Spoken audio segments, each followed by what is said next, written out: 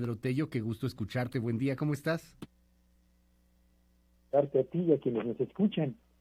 Segundo informe de gobierno, de acuerdo a lo que marca la Constitución Política de los Estados Unidos Mexicanos, o séptimo informe de gobierno en función del calendario que el propio presidente de la República ha establecido en lo que al ejercicio de su gestión se refiere. Cualquiera de los dos casos, Luis, lo que tendríamos que preguntarnos es, ¿qué es lo que va a informar realmente el presidente de la República este día? Y francamente, y en materia económica, ¿cómo se encuentra hoy la radiografía de la planta productiva nacional y las perspectivas que hacia adelante van a marcar la agenda de las decisiones que tendrán que tomarse? Comencemos por señalar dos cosas para fijar el contexto, Luis. Primero, Andrés Manuel López Obrador llegó a la presidencia de la República cargando tres preocupaciones centrales entre la opinión pública nacional. Uno, una economía que no avanzaba o cuyo ritmo de crecimiento había sido francamente muy lento respecto a la expectativa que se forjó durante más de 3 décadas de reformas económicas. Dos, una sociedad cansada, acosada y sitiada por la inseguridad que en la mayor parte del territorio nacional ha causado estragos a la tranquilidad y el patrimonio de las familias. Y tres, una corrupción rampante que prácticamente despojó a este país de buena parte de los bienes y de los recursos que debieron haberse utilizado para el desarrollo o para la mejoría del bienestar de los hogares. Ese fue el contexto en el que López Obrador llegó a la presidencia de la República. Hoy, a 2 años de haberlo hecho, enfrenta una emergencia sanitaria de la que no hemos salido y cuya duración se va a extender más allá de lo que ha ocurrido en otras latitudes y más allá de lo que originalmente se había estimado aquí. Enfrenta en materia económica una caída de la planta productiva, de la inversión, del empleo y de las posibilidades de desarrollo sin precedentes, y una inseguridad que sigue siendo prácticamente galopante y registrando mes a mes niveles históricos. Si concentramos estrictamente nuestra reflexión en el campo económico, Luis, tendríamos que señalar lo siguiente. A ver, hay dos resultados que están a la vista de todos.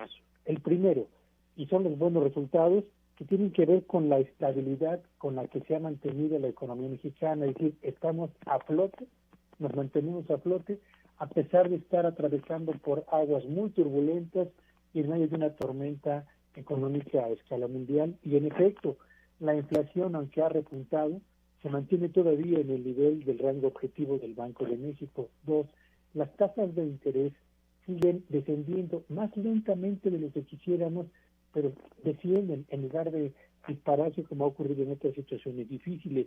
El precio del dólar se ha mantenido estable y yo diría en un nivel incluso que muy pocos pronosticaban a estas alturas del año, lo que da por lo menos tranquilidad a quienes tienen que importar materias primas, insumos, etcétera, y a quienes tienen deudas en dólares. Por otro lado, tenemos reservas internacionales a niveles históricos y un blindaje financiero marcado por un crédito contingente del Fondo Monetario Internacional y otro de la Reserva o del Departamento del Tesoro de Estados Unidos, que permiten a México tener por lo menos un colchón en materia de divisas para hacer frente a cualquier emergencia que se pueda presentar en el mercado cambiario. Esa es, me parece que la primera parte del diagnóstico de lo que ocurre en materia económica en México y que habla, digamos, de estabilidad macroeconómica. Pero está la otra cara de la moneda, el lado oscuro de la luna. Estamos en el 2020, en el segundo año de recesión, una recesión profunda y sin precedentes, y de la cual saldremos en mucho más tiempo del que originalmente se había pensado, sin estar exentos a eventuales tropiezos.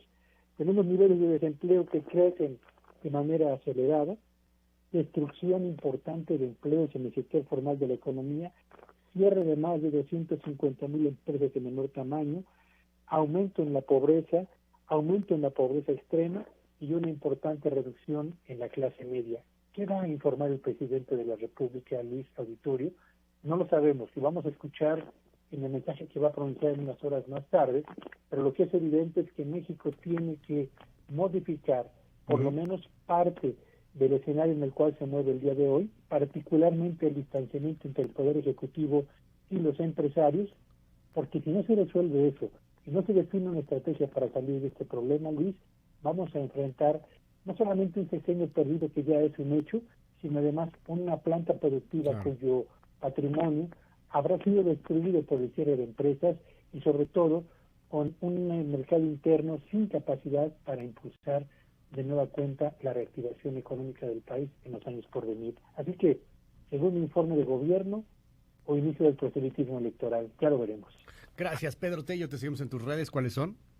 Me encuentran en Twitter en @petellovillagrán.